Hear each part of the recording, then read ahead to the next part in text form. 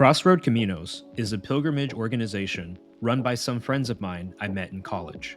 Blaise Urach has had several awesome experiences on the Camino de Santiago with his family and friends, and so he is taking trips this spring and summer for those who want to join him and his wife. They offer different packages from college trips to adult trips.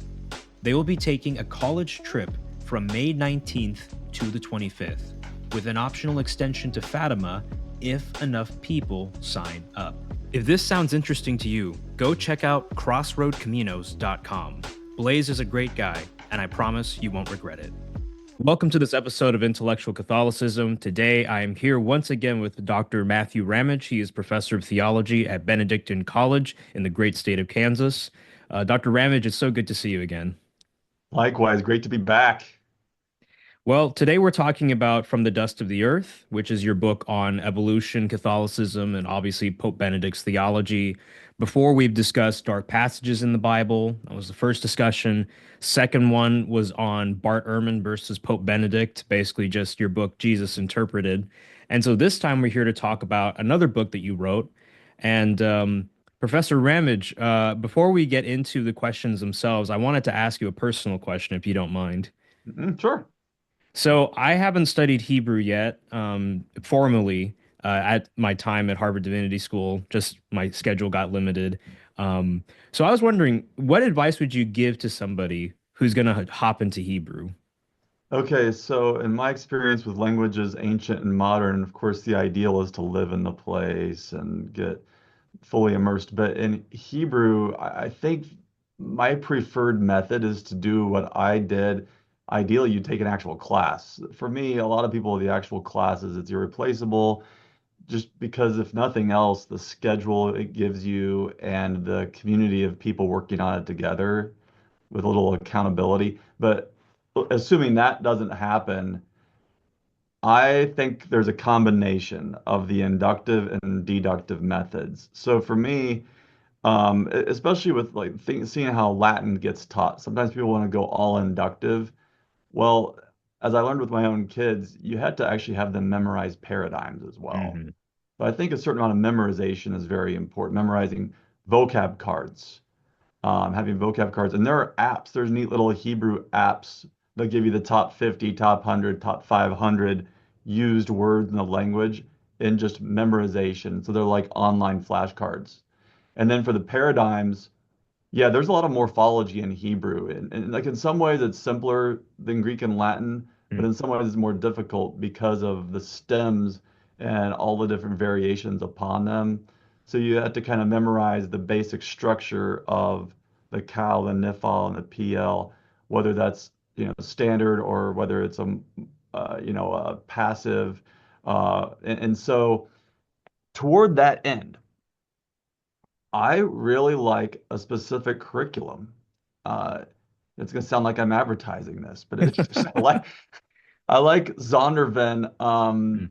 It's kind of well known. Their Basics of Biblical Greek is very good, but their Basics of Biblical Hebrew is excellent by Miles Van Pelt, I believe his name is.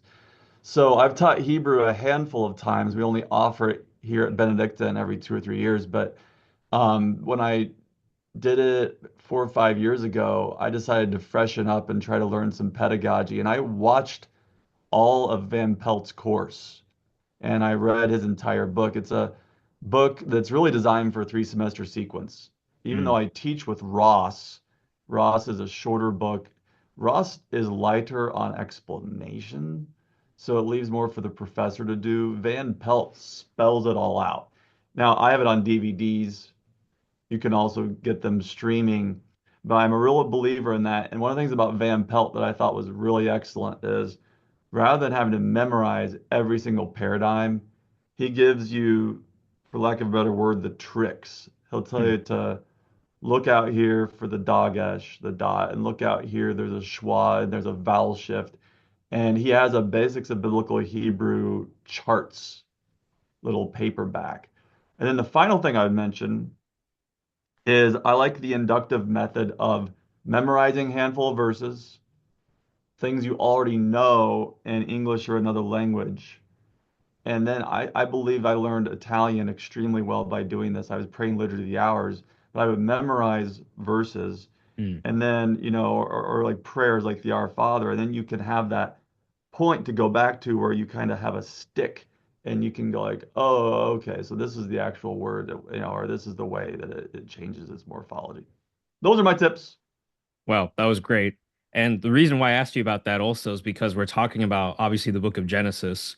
And so Hebrew, the ancient context, all of that's going to be relevant for our conversation today.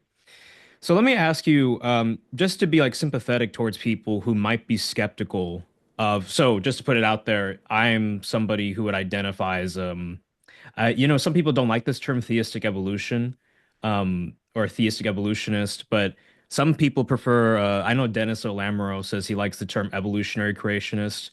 And obviously, as theists, we're all going to be creationists in a sense that we believe there is a creator God. So I don't necessarily load the term creationist with young Earth creationism necessarily. So whatever term I use, I basically do believe in the compatibility of evolution and Christian theism and Catholicism. And so just put that out there. But to be sympathetic towards those who are not so maybe accommodating, Professor Ramage, what are some problems that evolutionary theory might level against Catholicism? Yeah, and you can understand when people in the faith are skeptical of evolution, when the people who promote evolution sometimes are cruel towards Christians. Right. Like I think Dawkins puts it well. He kind of encompasses the standard critique that, before evolutionary theory, it was difficult to be an intellectually satisfied atheist, but Darwin made it possible to be intellectually satisfied. And, I think the other thing is you don't need God because we can explain all these mechanisms now.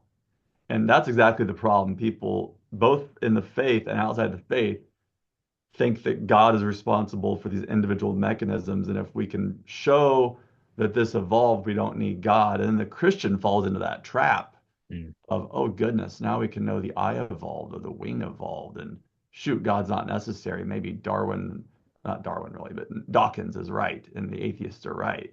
Um, so you get that, right? And I think that's the big one. Going back to Aquinas, Aquinas really only had two major objections to God. He even addressed the problem of evil and Mm. the problem of naturalism. That that's been perennial temptation even before evolutionary theory was robust. Right. And maybe we can just expand on what he meant by naturalism. That might be good. So basically, this idea that the universe is a closed system, self-sufficient, doesn't need a god or any intervention, really. Um, would that be the right description here? Exactly. Yeah. It's kind of funny with a philosophical background and those of us Catholics who are into this, we know that. But then in the kind of common world, growing up and then hanging out with biologists, when you say naturalist, it just Yeah. means someone who loves and has some expertise, even amateur, in things of nature, right? And so I like to say I'm a creationist and a naturalist. Oh, yeah. Yeah. Well, so yeah, I mean, there's this element of the problem of evil and naturalism that comes up for a lot of people. And also, we could also mention how some people take the book of Genesis to be a literal account. And so, inerrancy might be hanging in the balance as well. Like, those are probably the top three problems that people are concerned with. So, Professor Ramage, what is your assessment of the scientific evidence for evolution? And maybe more importantly, what is the church's assessment of the evidence? Yeah, I mean, personally, my first encounter with evolution, I think, was my freshman year of high school. My zoology professor was really good at having us memorize taxonomies and pinning up critters on boards and things, but he was a young Earth creationist. And for some reason, Hmm. I never even heard the word, right? But he was against evolution.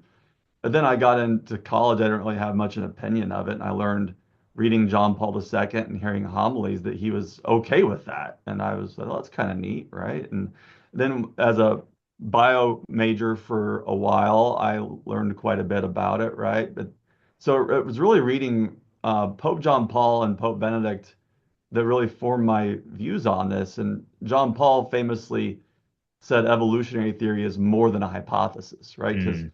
people today use the word theory to mean a conjecture or an opinion, but evolutionary theory as Father Nicanor Austriaco, the great Dominican biologist, says, it's like a theory in the sense that gravitation is a theory. I recently came across a textbook for homeschool biology that was actually very good, and it said it's a theory in the sense that photosynthesis is a theory or plate Mm, tectonics is a theory. It's so, then in science, a theory is, well, you can define it different ways, but it's a well-established explanation that has failed to be falsified. And you don't actually prove it per se, right? In science, it's not like philosophy or math, but it doesn't mean it's uncertain.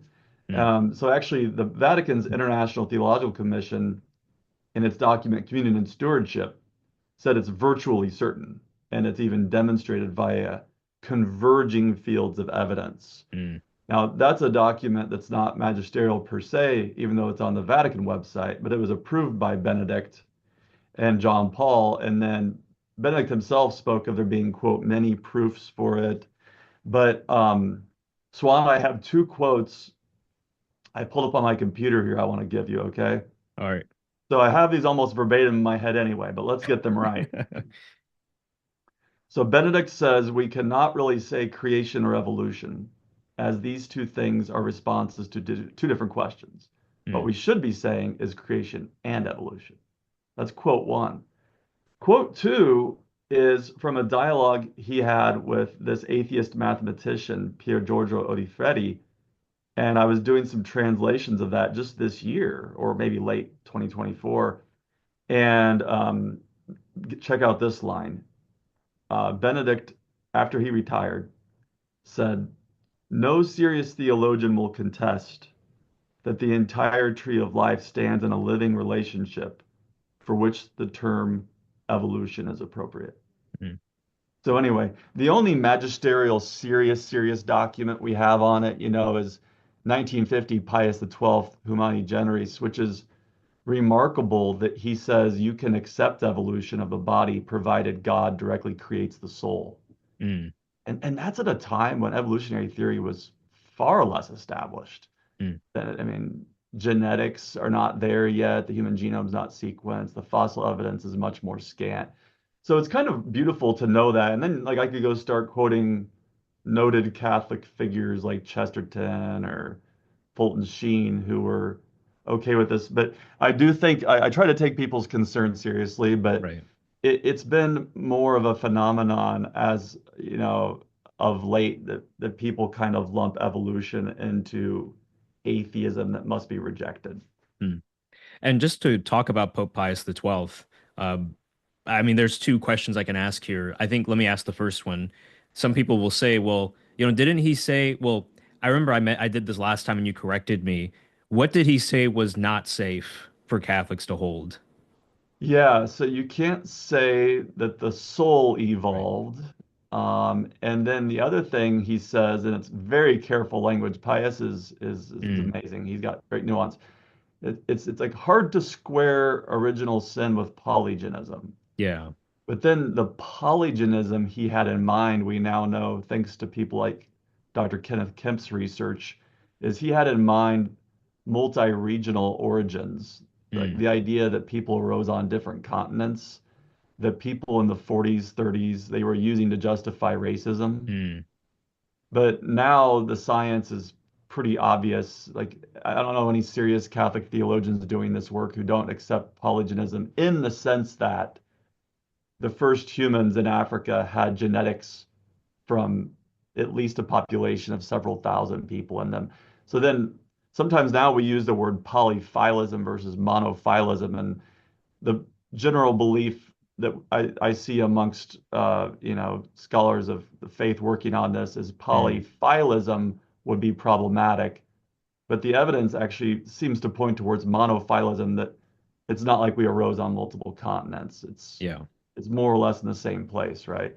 So Mm, it's neat to see that, and then you start getting in the realm of hypothesis more than theory, right? That, well, what was the timeline, and we could talk all that stuff too, but mhm. then the evidence, we could talk about that, but I could go through six or seven different strands of evidence that all converge Right. on evolution and really are pretty hard to explain otherwise. Mm. And on top of that, when you brought up Pope St. John Paul II and Pope Benedict, it's important to note that the magisterium, or at least the popes, have updated their opinions and have become more warm towards the theory of evolution. I think Pope Pius XII played a very careful, maybe middle ground, right? Yeah, Not yeah, fully accepting it, not fully rejecting it either. But as time has passed, the church has become more comfortable with the idea. And I did a show with Jimmy Akin actually on this very topic, and Jimmy oh, went through very carefully, just how the Vatican over time has warmed up to the theory of yeah, evolution. yeah. So I think a lot, yeah, some Catholics respectfully seem to be kind of behind on where the church or the Vatican stands on this. Yeah. Hmm. Exactly. And people will quote Pius XII as if he's against it. He's Mm, not. Actually, Pius, he did the same thing with biblical scholarship. He opened yeah. the door to historical criticism. He did the same thing on the definition of Mary's Assumption in Mm. 19, what was that? 1854? Was it 1950? I'm Yeah, trying to. 1950. Yeah, the Yeah. Assumption. And his nuance is incredible, right? How he defines her assumption, but then he doesn't say whether she died or not. Hmm. And so I think he was an amazing pope. But yet I get students to ask me sometimes, well, Dr. Ramage, why doesn't the church just define evolution? I tell them it's not going to happen Yeah. because the church has wisened up after Galileo, and we're not going to define a matter of science because it's not very likely that we're going to go back to 6,000-year-old Earth, but it's entirely possible that new mechanisms are discovered that really, change it a lot. And Mm, so you have to go on the evidence you have, but the church just doesn't weigh in on science matters anymore, and that's mm. probably for the best. Right. And the church allows differences of opinion here. So, Yeah, even if we say that the Vatican's leaning in a certain direction, that doesn't necessarily mean that if you don't think the same way, you're necessarily a bad Catholic or something like that. exactly. Yeah. The church it's really beautiful, right? You don't Mm, like they did back in Acts of the Apostles when they decided you don't have to have circumcision. We're not going to lay a burden on people that they can't bear, right? mm, And that's fine. You could be a perfectly good Catholic and know nothing about evolution at all. mm. Well, let's go back then to the book of Genesis. And let me ask you, Professor Ramage, is the Genesis creation account, just to be particular, meant to be taken literally or scientifically? What did Genesis mean in its native context? This all goes back to the word literal. Yeah, the way we use the word literal today means video camera. Mm, And so I would say from a Catholic point of view, it is meant to be taken literally, but literally in the church's usage is literarily. And so, like Vatican II says, we have to search out the literary forms. The literal, going back to Aquinas, who was quite a pioneer on this, is what the sacred author himself intended for his day and for his audience. So, for example, the literal sense of the Sermon on the Mount when Jesus says, "Cut out your right eye, cut out your eye if it causes you to sin." Um, it's obviously a hyperbole, but the literal reading of that, truly the literary reading, is hyperbole to stop your sin. Or Psalm 137, "Go kill the babies," is mm, taken by the church fathers to kill your nascent sins. But that one is fascinating what the literal versus spiritual is. But in this case, yeah, when you really dig down into the scholarship of it, like say the 6 days, and then God rests on the seventh. It's funny that when you read modern scholarship that has understood the Jewish context and you look at some church fathers like Ephraim the Syrian, they actually converge on the literal original meaning is that this wasn't 7 24-hour days, but it was to show the liturgical structure of the cosmos, mm, that the purpose of creation is day seven, is rest. And you have that whole fun play on words with the number Shiva, seven, and Shava, swear an oath. And I always like how Scott Hahn puts it, God sevens himself on the seventh day. He swears a covenantal oath to creation. And that kind of gets eclipsed when people say the 7 24-hour days. They don't really understand the literal meaning was speaking to the Hebrews about the need to order their entire lives according to the Sabbath. mm. Right. So you would say then that, and I've used this kind of terminology before, like when we talk about the literal sense, um, I kind of imagine if I was talking to the author and I said, okay, so what you meant was, and let's say I give my explanation, and the author gives me a thumbs up, like, yeah, you got what I was trying to say. That's kind of how I see the literal sense. So, like, if Jesus, for example, saw me cutting off and plucking out, like, yeah, plucking out my eye, cutting off my hand, Jesus might say, wait, what are you doing? No, Thumbs that's not what I down. said. Exactly. Uh-huh. Yeah, and I'm thinking like Adam, he's taken from the dust of the earth, depending on your Yeah. translation.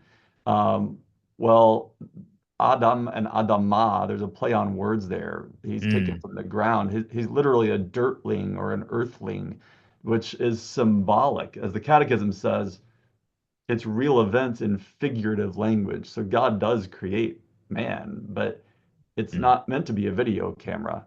That for the Jew, that Adamah, the dust he's taken from, is to be read in light of the rest of Scripture, like the Psalms. What is man that you made him, the mortal man that you bear him in mind, yet you made him little less than a god. So he comes out of dust, he's nothing. Yet you've given mm, him your ruach, your spirit. And you could go on with examples, but the scriptures themselves tell you it's not meant to be taken scientifically. I know you know this one, I'm sure, but like in Genesis 1, man's created last. mm, Genesis 2, he's created first. You can't square that scientifically. And people try to do all the gymnastics in the world, right? Um, but it's like, to me, it's like atheists trying to explain things without God. You can do all the gymnastics you want, and maybe theoretically, I could see your argument. mhm. But the real question is, what's the actual plausible reading, not what's possible. Like, Right. it's possible that there are unicorns in the office next door to me, but it's not plausible, and so there's some fun John Henry Newman epistemology to be brought to bear there. But yeah, I think it goes back to becoming literate. So Mm, my kids, homeschooled kids, we read them like the Epic of Gilgamesh. There's a kids version of that. And they know some of these stories and they can tell when we're talking to them, oh, actually, if you know the context, the sacred author is taking these previous Babylonian myths right. and he's taking them down. So the division of the waters Mm. is not meant to weigh in on the science of creation. It's actually a tacit critique of the Babylonian myth of Marduk slaying the sea goddess Tiamat, and on like that. Right. So I want to get now into a quote from the book. So you're citing, it's on page 103, and to maybe bracket that really quick, the question I'm going to ask here is, does your reading of Genesis violate the doctrine of inerrancy? So let me look at page 103 here, and you're citing two Dominican exegetes, and I'm going to butcher their names because anything that's like French, like I Oh, can't it's pronounce. probably Sinav and Benoit. Okay, Paul Sinave and Pierre Benoit. Okay, so Yeah. they write, quote, God certainly cannot prevent the sacred author from using in one way or another these erroneous views. And this is talking about like the ancient cosmology in the book of Genesis. Um, and consequently from letting them show this through in his text. For example, no one will deny that the biblical authors had now outmoded cosmological ideas in which they believed, and that they employed them in their writings because they were unable to think apart from contemporary categories. But they do not claim to be teaching them for their own sakes. They speak of them for a different purpose, for example, to illustrate creation and divine providence. So I asked you the question before, does your reading violate inerrancy? And then I gave you kind of a, a lifeline there from your own book. So help us expand and understand what these Dominicans are saying and what you're saying. Yeah, no, those Dominicans, I've been kind of referring back to them since my dissertation days, '06 to '09. Found it very helpful because I was formed in a very Thomistic way Hmm. at Ave Maria, and I still carry that with me. I think we need to return to Thomas Aquinas's principles on this. Like in my dark passages of the Bible, I Right. spend hundreds of pages spelling it out, and I just kind of briefly hit it here, but yeah, for Aquinas, if I may, the first act of the intellect, simple apprehension, is just your perception of things. And my perception of things is that the sun is going around the earth. That's obviously the way it is. And you'd be silly until Copernicus, more or less, to think otherwise. You know, the average person, why would you think that the Earth is the one going around the sun, right? So Mhm. then the second act of the intellect is judgment, where you are judging whether that apprehension is true or not. And so truth lies in the judgment for Aquinas. So the sacred author can apprehend all kinds of things incorrectly. And that's kind of what Sanavim Noir are talking about. Um, the ancients, yeah, they assumed, well, at least Aristotle assumed species are eternal.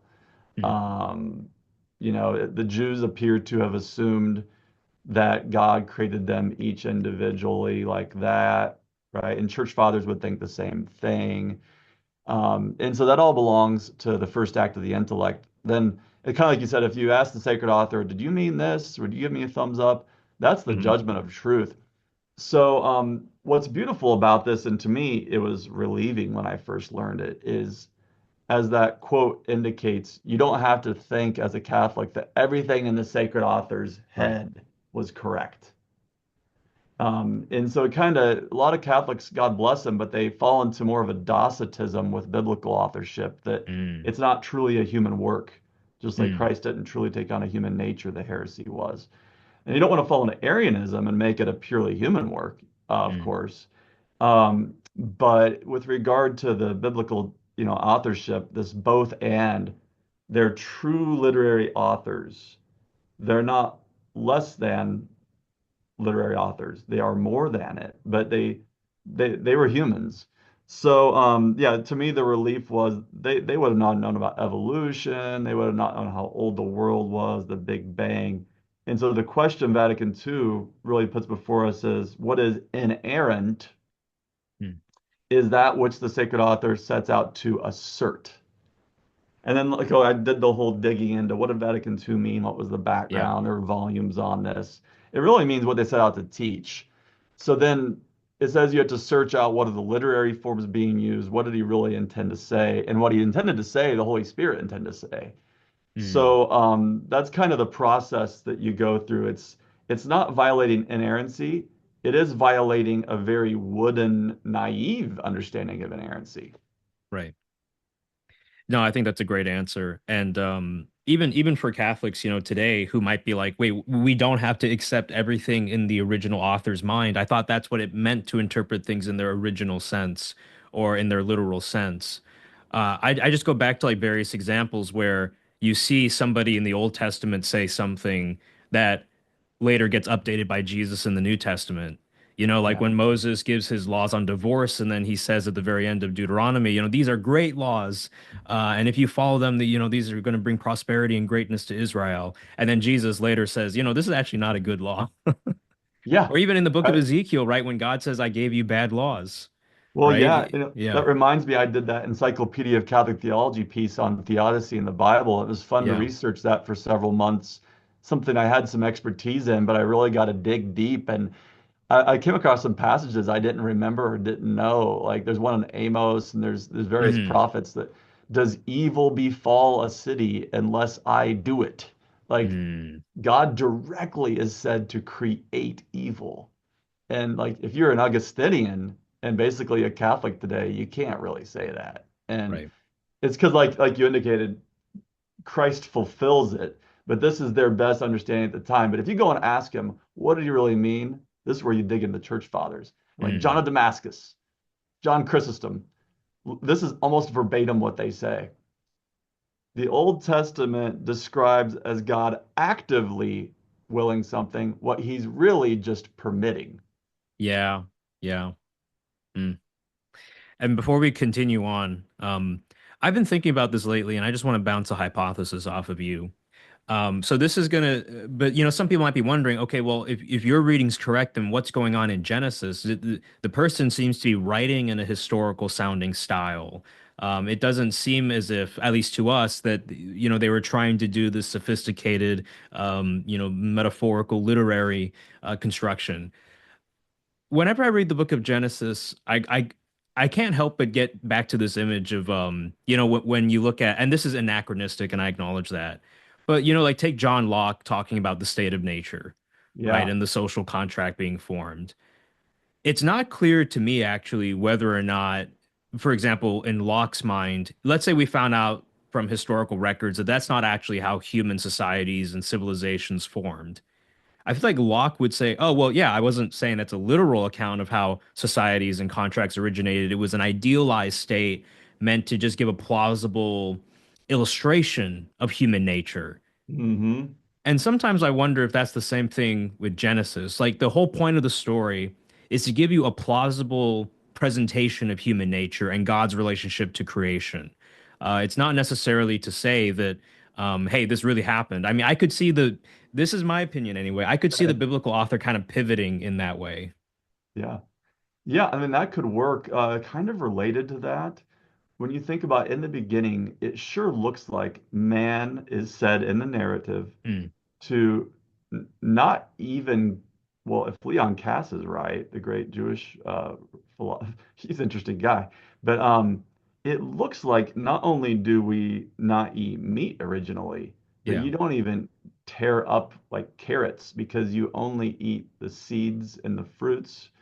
And so what a lot of interpreters would say is actually Genesis is painting the ideal scenario. It's more eschatology than protology. It's mm, more pointing to what when the time when the wolf will lie with the lamb. This is the ideal state, right? And then it's I mean this is not the only story that does this, the primeval perfect golden age. And in Genesis it lasts a very, very short time, right. which is part of the point of the entire Old Testament. Every time God gives them a new gift, they immediately sin. It's just a handful of verses between the time Adam's put in the garden and then he falls in Genesis 3.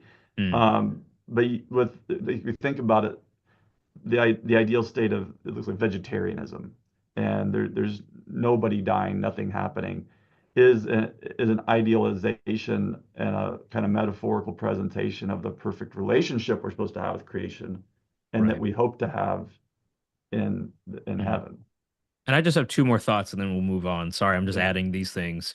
Um, But even like in the creation account when it says that God created light and then he created darkness and he separates, the two. Um it's always interesting to me that one um it doesn't say like he created because the sun, the moon, the stars, they come later, right? Hmm. Um God just creates light just in almost an abstract platonic way without a source. I mean, Yeah. that's what it sounds like. And even he creates darkness as if it's a positive entity. Right? Yeah. Whereas in my Thomistic metaphysics, I don't like reading that, right? Yeah. Yeah. Exactly. It's an absence. Right. So yeah, I mean that's one thing that always kind of stood out to me is like, okay, this isn't meant to be taken literally, or this has really outdated cosmological ideas. And then the what was the second thing on my mind? It was, oh, whenever I talk to, people who are young Earth creationists and they acknowledge some of them that, okay, Genesis does have outdated cosmological ideas, they will say anyway that, oh, but but like still, there's what is it? They'll try to do some type of concordism. Well, they'll try to Hmm. save as much of the cosmology as possible. Yeah. But in my mind, it's like, well, no, I mean, if you acknowledge that it's outdated, it's outmoded, then you can make it fit. And I think this is just tying up to a point that you mentioned before. But why do that at Yeah. that point? Yeah. To me, ultimately, it's illiterate. People like we were just reading C.S. Lewis's Narnia to my kids. Eustace Clarence Scrubb. There once was a kid named Eustace Clarence Scrubb, and he almost deserved it. And then, like Eustace Lewis said, read the wrong books. And so, like, if you have read the ancient myths, my kids know the Mm, Norse myths, the Greek myths, they know the ancient Near Eastern myths. It's obvious that Genesis is in 1 through 11 is in the myth format. mm, And this is where, again, the literary masters, Lewis, Tolkien, Chesterton, John Paul II, Benedict, they all are comfortable using the word myth with Genesis, but they also say it's an anti-myth. And I pulled up a quote here. Can I share you a quote on this? yeah, go ahead. This is Jeremy Holmes, who was one of my professors. He's at Wyoming Catholic now, and he wrote a book I recommend to viewers called Cur Deus Verba. Wait, what's the word? Cur Deus. Anyway, Cur Deus Verba. Yeah, plural. Why the word became words. And he Hmm. says in the ancient world, people wrote stories as a way of doing theology, and the mythical genre signaled to the listener, I mean to present theology, not history. When our Israelite author wanted to present theology, he took up the myth format, just as Aquinas took up the disputation format when he wanted to do theology. So then he says the result was a non-historical story from whose theology it was frequently implied the story was in some respects historical. Hmm. But I just love that quote that we know when we look at the Q&A objection, that's theology in the 13th century. But you would know if you know the literature that this is the mythic format and it's doing theology, not history. Hmm. Yeah, and just to correct myself, I was looking back at the text of Genesis, and it just says that God created light, and then He separates the light from the darkness. So maybe, Yeah, just to correct myself, God didn't create darkness. At least that's not what the text explicitly says. yeah, Um, Let me just go forward then. So now that we've kind of gotten aside, biblical exegesis, man, there's so much more I could say. Well, let me say yeah. this really quick. Sorry, I keep Try to, going on. you don't do Joe Rogan length podcasts, so Not usually, yeah, but sometimes I do. oh, Yeah. Now I was just gonna say too that in my Judaism class, I'm right now taking class with John Levinson, oh man, you're and privileged. Levinson, great Hebrew Bible scholar, and he takes the position that even like with Genesis 1:1, there was or like the earth was just already there Yes, without explanation, yeah, right? Like, so it's not in the be it's like what is it? When God created in the beginning, the earth was basically already there. I forget what exactly the wording is. yeah. Um, Bereshith bara. Yeah, so it's like in the beginning. Some people translate when, right? But right, yeah, the earth was formless and void. It implies it's already there. right. And there's no explanation for like where it came from, et cetera, et cetera. It's just God creating order from formlessness on the earth. Yeah. All right. So, going forward then, Professor Ramage, is it possible to affirm that we are created in God's image, but that we also evolved from lower life forms? Are you saying that, that the chimpanzee in the zoo is my cousin and that fish in the sea somehow has a distant relative in common with me? Is that what you're saying? Definitely. Yeah. I mean, the science points to a universal common ancestor, like give or take 3.5 billion years ago. So I'm into ecology from a Catholic point of view, and the yeah, we all have the cosmic covenant together, and Genesis 9 even says that multiple times. So you're all covenantal partners, you're all family. Mm, One distinction that science brings that the Bible doesn't know about is we're not just made covenantal partners later, we're already by virtue of our very existence.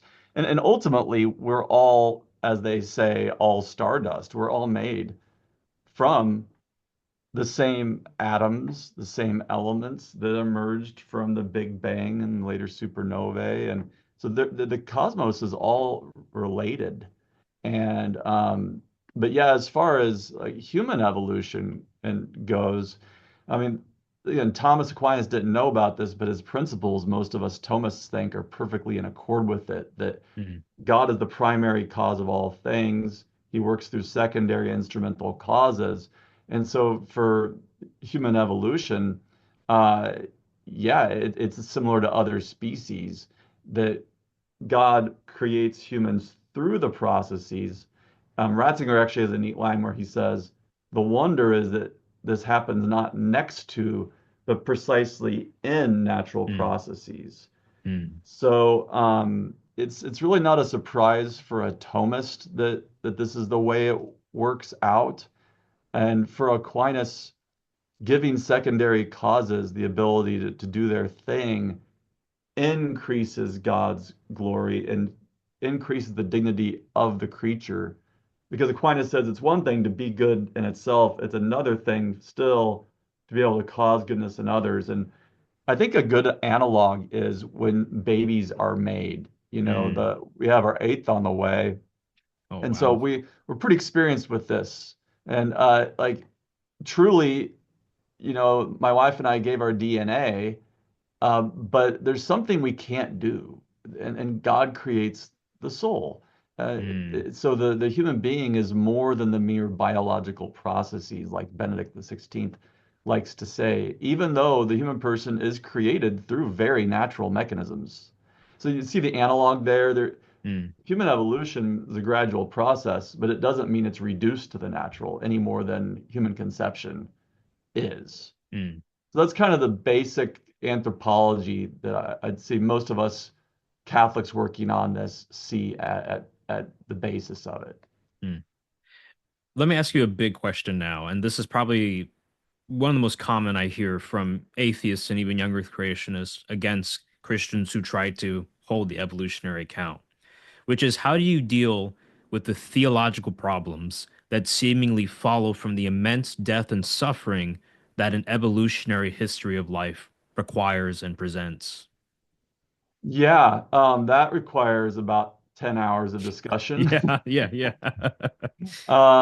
But what I do with that is I offer people options. I like to start by Yeah. reminding people Mm, of Aquinas's view, first of all, with faith and science matters. He specifically says in the commentary and the sentences that at times even the saints view things differently. And mm, I like to give Chesterton's image of the church being this big playground with high walls, the walls being the dogmas, but there's a lot of options sometimes in there. So, like option one is really the fall did bring all death. And that's the more literalist reading. And people think that's the traditional view, but it's a lot more complicated than that. So mm, I have a lot of people who are blown away then when they realize that Thomas Aquinas thought that there was always death in the world, even though he assumed a younger world. There's always death, and he thought the fall only caused humans to die mm, because only humans had sanctifying grace. But Aquinas, I remember reading this in 2000 in college through Etienne Gilson for the first time. I was blown away when he thought, well, so for Aquinas, man is naturally mortal, but he was given the preternatural gifts to prevent that. And then at original sin, those are basically removed, and then mm, nature takes its course. And so Aquinas says explicitly falcons and lions were never herbivores. And man, that fits with evolution so well. I mean, it doesn't make any sense to have canines. mm, Yeah, and all these sorts of things you could give. So that's one view that's highly plausible. The second view, and I'll give three that I consider plausible. mm, The second one is epitomized in people like Maximus the Confessor. C.S. Lewis has something similar, where God being outside of time, or rather encompassing all time in himself, when the world is created, he knows the fall. And so he writes the effects of the fall into creation, kind of mm. like Yeah. prevenient grace, Mm, how Christ's redemption occurs, give or take 2,000 years ago, but the grace could be given earlier. That's a view. I used to be of that persuasion, and I mm, know really people, I love a lot of people who have that view. But I ended up being more persuaded in recent years by Ratzinger's view. I mean, maybe I had the view first, then I saw Ratzinger had it, and I was happy. Um, and I think John Paul is of this persuasion as well, based on his letter on suffering. But it's the view that there was always going to be death in the world. So it's like Aquinas. The difference between this and Aquinas, and where it's a bit edgy, is that it thinks humans were always going to die too, physically. mm, And so the difference there is if you look at human nature, why do we have a nervous system? We were always going to have some pain. Like, mm, and did why is our digestive system so complicated? Well, it wouldn't be that way if it was created strictly immediately. It evolved, and why like think about like I start imagining scenarios. I think a lot of people don't imagine scenarios. If we never had any pain or suffering or death, you're hanging out here in Africa and you have a storm come through and it never knocks anything down. You never have a mosquito bite you. You mm, never have, or the alternative is the mosquito bites you and you don't feel anything. So then why do you have a nervous system? So to me, you end up having a scenario, if you really think through it, that you never stub your toe, you never get hurt, that essentially has a force field around you. And to me, that eviscerates nature. So Aquinas, though, is fine with that because he really reads Genesis as saying, and Paul, Romans 5, that death came through the fall. So then the burden is on people like Ratzinger or me to show, well, how is this even compatible with the Bible, Mm. right? And part of the answer to that is the genre in Genesis of etiology. That in the same section of Genesis 3 where the curse of death comes, it also says you'll start having thorns in your fields. And well, the problem there is, A, we weren't even having fields at the origin of mankind, and thorns were around well before this. Sweat from your brow, you'll earn this living, basically. Pains and labor came because the snakes got legs, because in the same passage. And so I think an increasing number of people are realizing that is etiological. It was a Mm. literary genre. The New Catholic Encyclopedia has a section on this too. Look, it's the way that they worked. It was meant to be a clever wordplay. It wasn't meant to be literal. But then Aquinas is not the best on literature. Okay. Mm. And then, so when you come to Romans, you have death and the fall. And this is where it's actually Pope Benedict, not just Ratzinger. In his Pauline year, he gave some catecheses on this.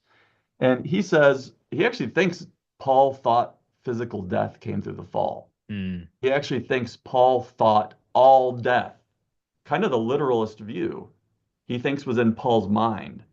So what Benedict does is he asks, what was Paul really asserting? Yeah. And Benedict's answer, in a nutshell, is he is asserting the absolute need for Christ's grace, that every man, Jew, Gentile alike, from the beginning has suffered original sin. No one can save himself. And finally, the superabundance of Christ's grace compared to our sins, he takes to be the essence, the intention of that passage. Although there are scholars now that think that Paul really did not envision all death came through the fall. But I like to say of Mm. Aquinas, I think he got nature right to maybe get the Bible wrong. But needless to say, there are at least a few views Right. you can have that are all orthodox and held by respected people, and one should probably not hold too tightly to one of them. Yeah. I remember when I struggled with this problem, I actually asked William Lane Craig for help. Oh, And Craig gave me a good answer. And one thing that still sticks with me is that he said, what if God, I mean, and this is kind of close to one of the views you mentioned, but what if God, created a universe where the moral drama can play out, right? Where you have, predators and prey, where you have the good and the evil, fire that can warm if used responsibly or destroy if used irresponsibly, right? And hmm. I kind of like that view. Yeah, That was that the what we see in nature is part of the fabric of what makes our moral discourse possible, yeah. and the need for responsibility and virtue. Yeah. I love that. Thanks for mentioning that. It Hmm. reminds me of John Paul. He Mm. says suffering is in the world to release love. And that's Mm. why we're always going to do it on Mm. that view. And it makes that moral conversion. It makes us, as finite creatures, share in the life of God's complete self gift. And like Ratzinger made a big deal of John when he reports Jesus saying, "Unless a grain of wheat falls to the earth and dies, it bears no fruit." Right. That's the way of the universe, and man enters more deeply into that. So my final point I had to make is for Ratzinger, it's not the pain per se, it's a relationship with the pain. Mm. How do you live that? Do you live it as redemptive, loving suffering, or do you rebel against it? Mm. My last question for you just concerns our previous conversation, where you mentioned that some friends of yours still believe that the Pontifical Biblical Commission, as it was before Paul VI, when it was part of the Magisterium, has basically kind of settled these matters for us on, Genesis literalism or other points on what we have to believe about Mosaic authorship, so on and so forth. what is, I mean, I was just wondering though, because you'd mentioned that, but I wanted to know like how would you respond to a position like that? Yeah, thankfully, I have the exact words of Ratzinger, not on my computer screen, but Hmm. he actually gave a speech on the 100th anniversary of the Pontifical Biblical Commission. He's president of the commission. Hmm. He's head of the Congregation for Doctrine of Faith, the former Holy Office Inquisition. And he just says they overextended what they could guarantee. They damaged their credibility. They're wrong. But so it's kind of fascinating. And so he says basically they were organ magisterium, but then in Donum Veritatis on the ecclesial vocation of the theologian, and in a couple other really important speeches as Pope Benedict, he says there are some magisterial decisions that are temporary and contingent. The principles remain permanent, Mm. but not so permanent are their contingent decisions. And he then kind of defends the PBC, saying, well, at the time, it's kind of understandable what they're saying, in the same way that in the late 1800s, pretty close to this, uh, the popes decried and forbade religious freedom. Yeah. And now we've reversed course on that. But if you dig down into it, they're really trying to guarantee something good, the truth of Scripture against wanton uses of biblical scholarship to deny the faith and religious freedom. It turned out what they really meant by that was Mm. indifferentism that they were against. But there, it is true that the popes, they were wanting to have the papal states and they wanted their political power in their respective countries. And they, yeah, would need to be remedied on some points. And so that's the way Benedict deals with this. Although also to the PBC documents, most of them, there's a way if you want to do gymnastics, you can make it square. Like they're really rooting against a position, but they Mm. technically leave a loophole. I prefer not to do that. I prefer just to, with Ratzinger, admit they got some things wrong, and that's okay. We've done that many times before. It's nothing new. For most Catholics, it's kind of new to learn it, but it Mm. and but like I go with Aquinas's principles. Uh, he says this of Scripture, but I think it applies to magisterial documents. You hold fast to the truth, but if new evidence arises that causes you to develop, don't make the faith look ridiculous by holding too strictly. So see that it can develop. But the real challenge of theology that I think this topic and others point to is what is authentic development of doctrine?